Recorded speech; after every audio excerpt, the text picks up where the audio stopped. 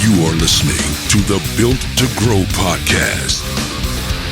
All right. Welcome back to the Built to Grow podcast. I'm your host, Tim Lyons, in studio, as always, with Randy Angston. What's up? Hey, guy. Hey, man. What's up, dude? So, as always, because I'm always with you, but sometimes, you've done one solo.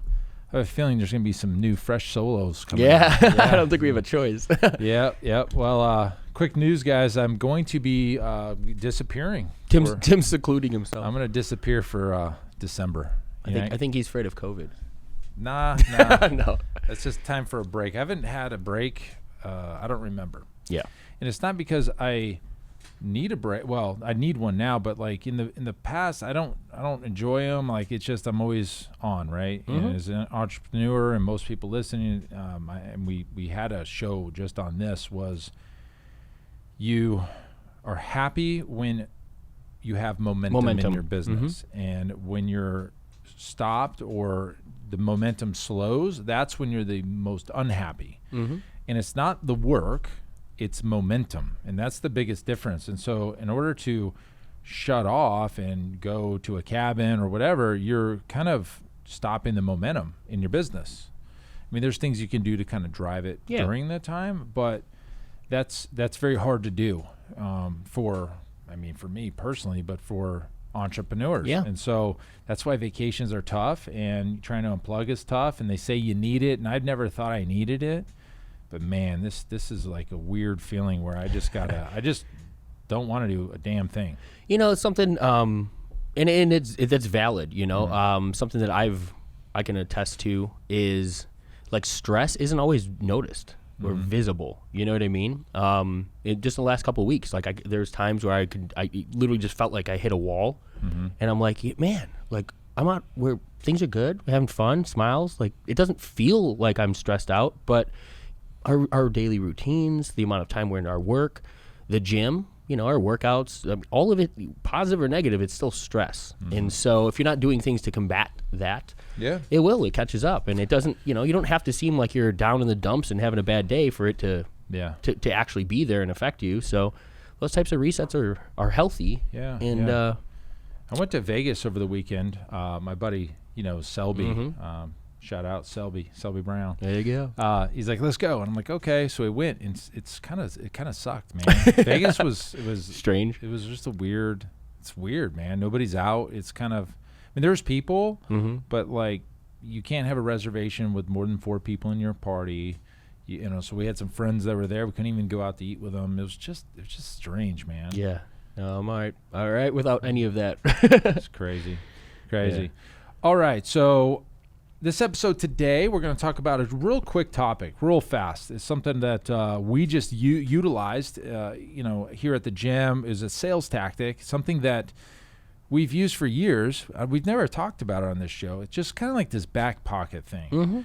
So typically, when people come in, you've got these options, right? They can sign up for an annual membership, or you want to go month to month, or some people are like, let's do a 6-month deal, or hell, there's even a 2-week trial. Sure. And there's all these considerations that are being made from the person sitting in the chair. Like, I'm not sure. I want this, but I don't know about that. And there's some uncertainty sometimes. And we know from past experience, as soon as you let somebody walk out the door, it's like 80% chance that they're not coming back. I just had this conversation with Zach while you were on that last call. 80% chance. Oh, yeah. And so we know that, and you probably listening know that. So it's and you don't want to be a hard closer, like you buy or die, like that's not what you want to do. But deep down, if you let them leave, they're not coming back. And some of it is the fact that you want it as bad for them as they do, and so it is a kind of a difficult position because you honestly feel like they're walking away and they're not doing what they actually want to do. Right. It's their own fears. It's money. They don't trust themselves to do the work. Exactly. And we always talk about how fitness is such a hard business because they're not buying a widget. They're not getting instant gratification where they come in and they buy the TV and they walk out and it's on their wall tomorrow.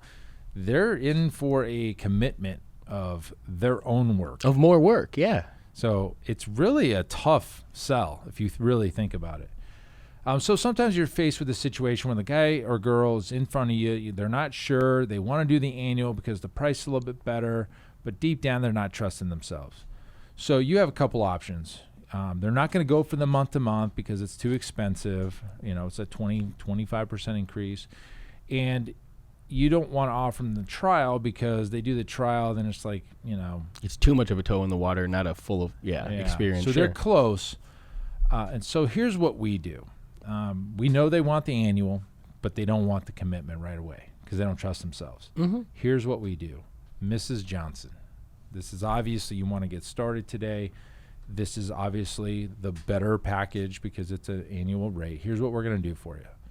If you sign up right now, we're going to give you a 30-day out, meaning you sign up for the year, and at 30 days, we're going to sit down and meet again, and you could either cancel or stay on board or change to something else, but there's no risk. There you go. 30 days, you're not locked in for 12 months, and that's always been our, call it a downsell, but it's a back pocket closed deal. It's like a case-by-case situation. Yeah, you know what I mean? And everything's a negotiation. If Absolutely. you think about, you're having a conversation with people, and everything's a negotiation, and you're just trying to come to a middle ground that you can both. It's a win-win. I mean, Exactly. what else can you ask for? So Mrs. Johnson says, "Great, the stress level's down, the risk is gone. I have 30 days and change my mind in 30 days." And we know, and if they come for 30 days, they're a client. They're a client. Yeah. They're going to stay. So we just got to get them to do it. Yeah. And so if it takes a 30-day out, we call it a 30-day cancellation, 30-day out. We can cancel this. We'll tear it up, go our separate ways, but just let's get started. If you've got that, we've used it, and it works almost every single time. I mean, maybe 1 out of 50 have said at 30 days, no, thank you. But everybody else stays. Yeah. So why not? Absolutely. Why And truthfully, the person who you gave the opportunity to and did back out, they probably would have never even gave it a try at all, right? They would have walked away day one, and I mean, I don't want to say at least he collected a month on them, but you know what I mean? Like you both parties gave it the college try, and it just wasn't right. Which that's all we can do in business. Like we're not going to win everybody. You know what I mean? So this is your business, everybody listening. You have control. There's no hard rule that says you have to only do annuals and you have to do month to month. Why not try this play? I mean, it's not going to be there every single time, but it's an opportunity. Or if you say, dang, Tim, I never thought of that. It's a great idea. Maybe this is your play. Everybody's on an annual and you have 30 days to cancel. So it's kind of like a trial, and you can cancel it at 30 days. It's the same price, but you can get started today. And after that first month, we're going to meet. You want to continue? You continue. If you don't, you don't. I love it. And to talk about like the theory or like the overlying psychology of all of that, right? When you're positioning your offer, risk removal is a very big component in allowing a prospect or somebody to overcome their own internal objections and actually purchase a program. With our programming, we always have some sort of risk removal involved, or we try to bolt in as much of that risk removal because it's meeting that consumer halfway. We understand that there's some reservations. Nobody just very rarely are people running at us with their credit card out, like throwing money at us, right? There's some sort of internal objections, conversation, negotiation sometimes, right? Allow all those things to take place. But when you have in your pocket, or when you have something that you can go to help with that risk removal, it is a big piece of confidence in that consumer's eyes. A big piece of the conversion process. Exactly. And that is, if all of look at all of your offers, you should have some sort of risk removal built into any good offer that you guys have. And that's just something that, I would take not only to this situation, but anytime you position things to the marketplace, risk removal. And you can think of it like, money back guarantees, double your money back guarantee. You've seen that with certain products. Another one would be pay zero now, payments over time. Get the thing now. So this happens a lot with digital products. Yep. You can Give them the deal, pay in 30 days. Yeah, access or the deliverable, sure. And again, it's all psychology. It comes back to the comfort in the consumer's mind and how we can bridge that gap. How can we take them from feeling like it's us versus them to, hey, we're on the same side of this. We're just really offering something that you've told us you want. Well, what is the natural progression to the next step? Risk removal is a beautiful thing. I mean, if you can take somebody off that ledge. On the fence. Yeah, exactly. It's a little risky. I don't know. I don't trust. It's usually they don't trust themselves. Yeah. Absolutely. So if you can prove it to them that they can actually do the thing, give them the 30 days. Give them the 30-day out. And on top of it, I mean, we've talked about it with our Netflix play. Yep. Right. That's a form of risk removal in a way, or I guess it is. But it's the personal training or training is so personal that the try before you buy, the try before committing to a full year, it's becoming more and more the norm or the must, if in a way. You know what's weird? I just heard a podcast, or maybe it was a little clip that said never to offer a trial. Really? It's so weird. Like it doesn't make sense. In the fitness game? Yeah. That's interesting. I mean, but at the end of the day, I guess it really depends on where, because back to your point about being the hard sell, I could see that, but you'd almost have to have that stance in your business. You're not going to sit there and negotiate. You're not going to sit there and this is what we have to offer. Either you're a client of ours or you're not. Yeah, but it's almost insensitive in a way. At the end of the day, you got to look at your population, and they're nervous. They don't want to be there. Like, why wouldn't you? I don't think that's the right way to go about it by any means. What was their reason? Their reasons. It was a CrossFit. I know it was like, you're not going to get somebody to buy.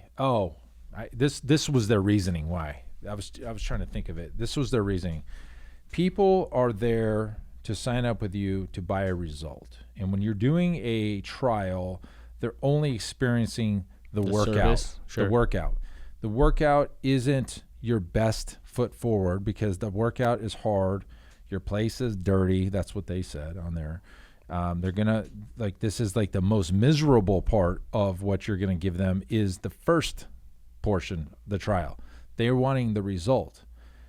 No, I don't think that's, to me, that's the worst reasoning for it. That was their reasoning. I could kind of understand the logic in their thought, but at the end of the day, think about the person exactly. That's being said from the coach's standpoint, who doesn't understand what the consumer is feeling necessarily, or what they need to experience in order to feel confident about being able to make it. And my rebuttal to this in my head, I'm like, well, if they don't try it, they're not going to buy. They don't know what they're getting into. I get it. So if you're going to give them the trial, it's like the worst part of the first 2 weeks.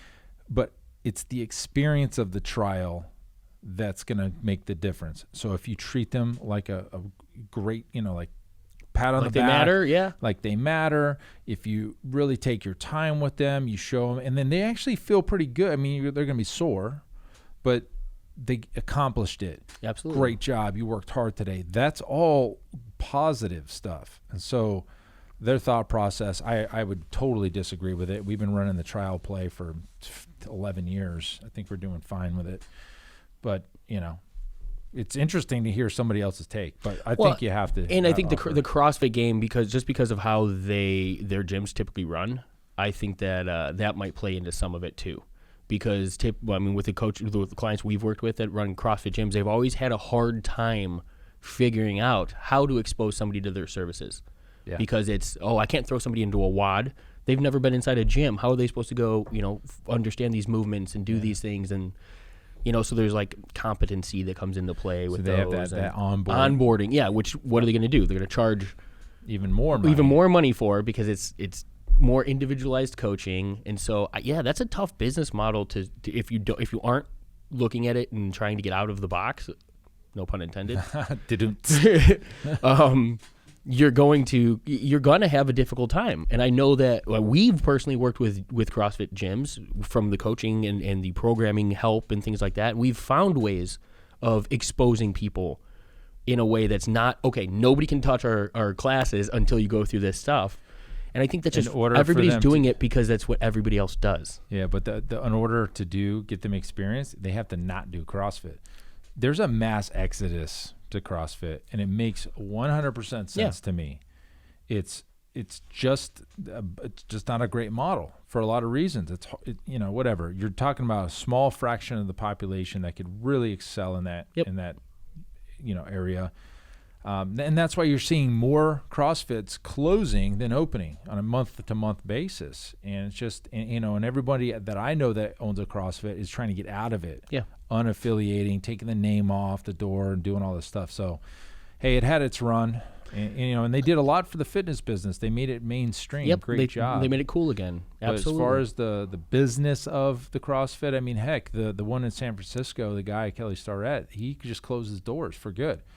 I mean, granted, it had a lot to do with the closure, but somebody had 600-700 clients and been doing it for 15 years or whatever it was, he's even thrown the towel in. They're done. So, and there's a lot of reasons for that, but I mean, if that diehard is gone, what does it say for the whole brand? Yeah, the brand itself, for sure. Yeah, and again, guys, like CrossFit is just another way of delivering a result. And I mean, how many of these gyms have we worked with that literally had that badge, felt like the WOD, and that was, that's what's attracting people to this. And then all of a sudden you're a functional training gym, and now you've got 10 times the clientele to work with because you got rid of something that had stigma and fear and really only catered to that one person, that top tier athlete that wanted to compete along those lines. But for the masses, functional training is not wildly different than the way that CrossFit designed some of their workouts. No. And so that rebrand alone it had to have just saved so many or opened up so many more doors for those businesses. Yep. There you have it. That's our take on the CrossFit. Yeah. It's totally different. But we need to do a little Whiskey Wednesday. Oh, you teasing me now? Man, it is early, though. May have to wait till later. But okay, so this show really today was about one little extra, back pocket, tactic play that you could to leverage to make that win-win at the sales table. You're on the fence. Somebody isn't ready to risk the whole year. They want that rate, but they're not ready. So do the 1 month out. We've used it forever, and it works. And so if you haven't thought about that, now you got an extra tool in the toolbox. Yeah, I mean, it's basically that, or you're telling a client no. Or you're letting them walk out the door. Why would you ever just settle without having, being able to take another shot? There you go. Loading you up with tools. Yeah. All right. That's it for this show. Guys, until next episode, keep changing lives. See you. Bye.